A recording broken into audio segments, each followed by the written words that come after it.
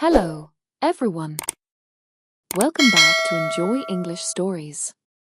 I am so happy you are here today. Are you ready for a journey? Today, we are traveling to the cold and stormy coast of Scotland. We are going to practice our English with a story full of mystery, history, and the magic of the sea. Remember, we are using the shadowing technique. This means you must speak with me, not after me. Try to match my speed. Try to copy my intonation.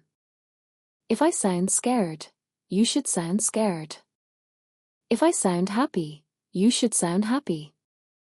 This is the best way to make your English sound natural. Today's story is about Maya.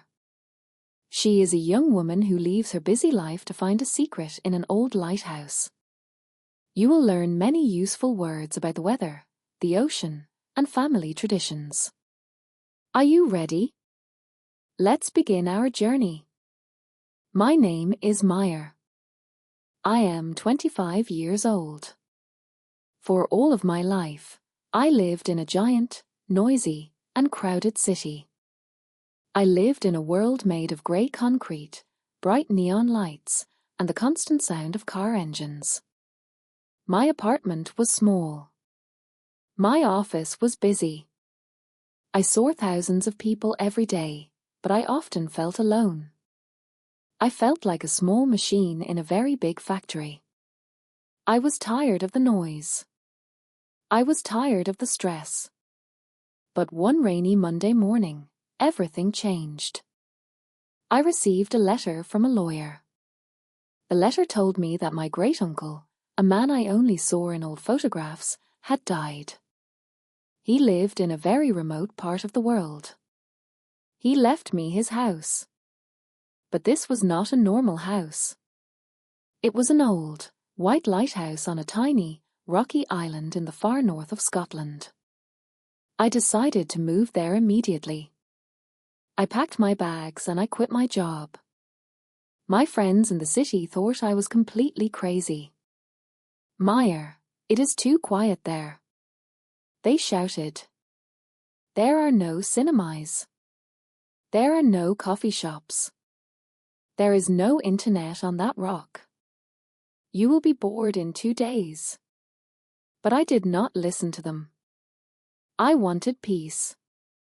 I wanted to see the stars without the city lights. I wanted to hear the sound of the wind, not the sound of traffic. The journey to the island was very long and very difficult. I took a fast train, then a slow bus through the Green Mountains, and finally, I arrived at a small fishing village. I waited for a small wooden boat. The boatman was an old man named Angus. He had a face like a dried apple and eyes as blue as the sea. He looked at my suitcases and shook his head. The island is a hard place, lass, he said with a deep voice. The sea has many secrets, and the lighthouse has many voices. We call it the Lighthouse of Whispers. When the boat arrived at the island, I gasped. The lighthouse was magnificent. It was a tall, white tower standing on a giant, sharp grey rock. The Atlantic Ocean was angry that day. The giant waves were crashing against the stones with a sound like thunder. The white sea foam was flying into the air. The wind was singing a wild, high song. I felt very small, but I also felt very brave. The inside of the lighthouse was very old. The walls were made of thick, cold stone.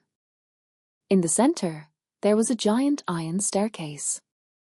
The stairs went up and up in a perfect circle. Clink, clink, clink went my boots on the metal. It was a long climb, 150 steps to the top. Every step made an echo that lasted for a long time. At the very top, there was the lantern room. A giant glass lamp sat in the middle. It was beautiful. Every night, the heavy motor started to hum. Hum, hum, hum. The light began to turn around and around, cutting through the black night like a golden sword. I spent my first weeks cleaning the lighthouse. I painted the walls. I polished the glass. But I was not completely alone. Every time I went to the village for bread and milk, the local people told me stories. Meyer, they said, be careful when the wind is strong. Sometimes, you can hear voices in the walls of that tower. Sometimes, the whispers tell the secrets of the dead. I am a modern woman. I am a logical person. I did not believe in ghosts or magic. But one night, during a terrible winter storm, everything changed. The sky was black. The rain hit the windows like stones. The lighthouse was shaking. And then, I heard it. It was not the wind. It was a soft, gentle, and rhythmic sound. It sounded like a woman reading a bedtime story. It sounded like the pages of a book turning in the dark. I was not afraid. I was curious. I took my flashlight and I followed the sound. The whispers were coming from the library on the 3rd floor. I looked at the heavy wooden bookshelf.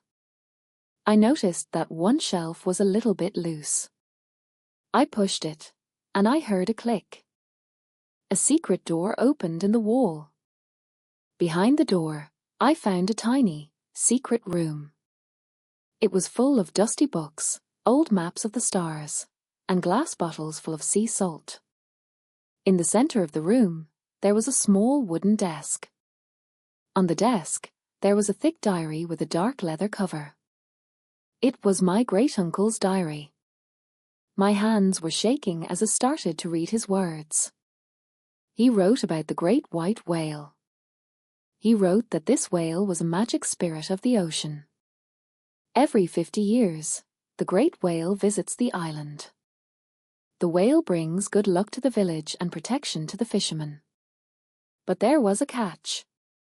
The whale can only find the island if the lighthouse light is a very special color. I looked at the old maps on the wall. I found a drawing of a special lens. It was made of golden glass and purple crystal. I realized that my great-uncle was not just a lighthouse keeper. He was a protector of the ocean. He was waiting for the whale to return. He was waiting for the moment to save the sea. Suddenly, the whole lighthouse shook again. A giant wave, bigger than all the others, hit the rock. I ran to the window and I looked out into the dark. My heart stopped. In the distance, I saw a small fishing boat. It was the boat of old Angus. The boat was in terrible trouble. The engine was dead.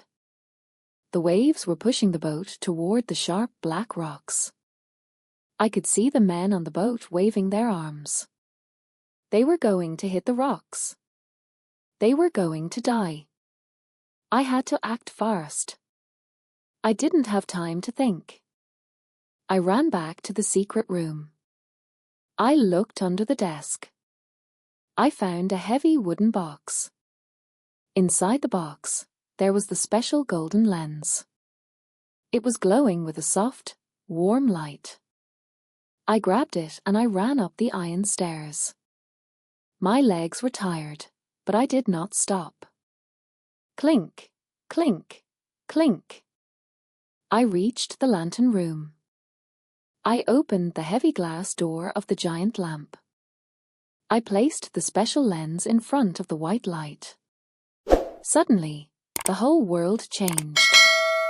The white light turned into a bright, warm, and magnificent gold. It was the color of a summer sun. The golden light was so strong that it cut through the rain and the thick mist. It reached the small boat and covered it in a warm glow. Then, I saw it. A giant, white shape moved in the water near the boat. It was the great white whale. It was as big as a mountain and as white as the snow.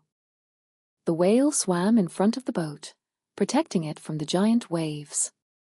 It guided the fishermen away from the sharp rocks and into the quiet, safe harbor of the village. I stood at the top of the lighthouse, crying with joy, as the whale disappeared back into the deep, dark water. The next morning, the storm was gone. The sky was a pale, beautiful blue. The sea was as flat as a mirror. The fishermen came to the island in their boats. They brought me fresh fish, warm bread, and hot tea. Old Angus walked up to me and took my hand. "You saved us, Meyer," he said with tears in his eyes. "You found the golden light. You are the true keeper of the whispers now. Now, I am no longer a city girl. I am the keeper of the lighthouse of whispers. I am not lonely at all. I have my books, I have my maps, and I have the friendship of the village. Sometimes, when the wind is quiet, I listen to the walls. I hear the stories of the ocean. I hear the song of the whale. I am Meyer, and I learned a very important lesson. I learned that even in the middle of the darkest storm, you can find a way to help others. You just have to be brave. You just have to look for the light. And most importantly, you have to listen to the whispers of the past." What a magical and powerful story. Meyer found her real home and her real purpose in life, didn't she? She showed us that history is not just in books, it is alive all around us. Now, it is your turn to be the keeper of your English. Let's do the shadowing practice. Go back to the beginning of Meyer's story. Play the video again and repeat every sentence after me. Focus on the words like lighthouse, magnificent, whisper, and harbor. Try to match the rhythm of the waves in your voice. If you practice this story every day, your English will become as strong and clear as Meyer's golden light. If you like these stories, please subscribe to Enjoy English Stories and click the bell icon. We have many more adventures waiting for you. Tell me in the comments. Would you like to live in a lighthouse? Or do you prefer the busy life of a city? I love reading your answers. See you in the next video, my friends. Keep practicing and keep dreaming. Goodbye.